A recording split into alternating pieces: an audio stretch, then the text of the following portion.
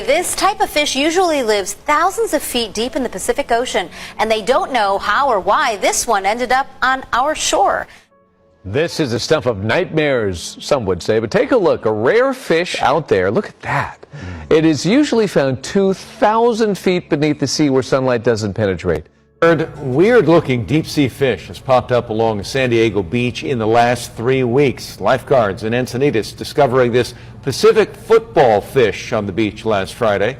The unusual discoveries are giving Scripps researchers a better understanding of our ocean. According to Frabel, in a timely coincidence, 2 weeks earlier, an even rarer find washed up on Torrey Pine State Beach, a Pacific football fish, better known as a deep-sea angler.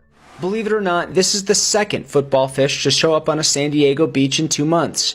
A beachgoer took this picture at Black's last month, and in early December, a deep-sea lancetfish was found in La Jolla. So why are these creatures from the deep washing up on our shores? That's a question that I wish I knew the answer to as well. I can say this probably is not related to any sort of freak event. It's been described as the worst blow to wildlife in Israel's history. The World Organization for Animal Health has warned of an increase in outbreaks, with avian flu hitting more than 40 countries in the past 6 months. What is still mysterious about this particular spread? At first, about 2 weeks ago when they discovered the disease, about 50 to 100 dead cranes were identified here. Within a few days, the numbers reached thousands, and today there are about 5,000 to 6,000. A health expert says that this figure is unprecedented. 39 other countries are reporting bird flu outbreaks. They're culling thousands of birds to stop the flu from spreading. Some studies have also emerged. They say that the bird flu is becoming more lethal. It is worsening every year. What explains this? The scope of the current outbreak in Israel is massive, and we see that it's not stopping in the wild animals.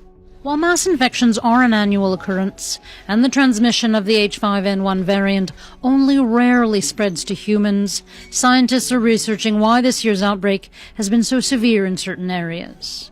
Doctor, the virus has made the jump from wildlife, from these migratory animals and cranes, to stock animals, things like chickens and turkeys that are now being culled. Could it again make the jump to humans? Bird flu has become an annual phenomenon, but this time scientists say something's different. In other news, the UK Health Security Agency has confirmed someone in Britain has contracted the H5 bird flu. The agency says the unidentified person tested positive after coming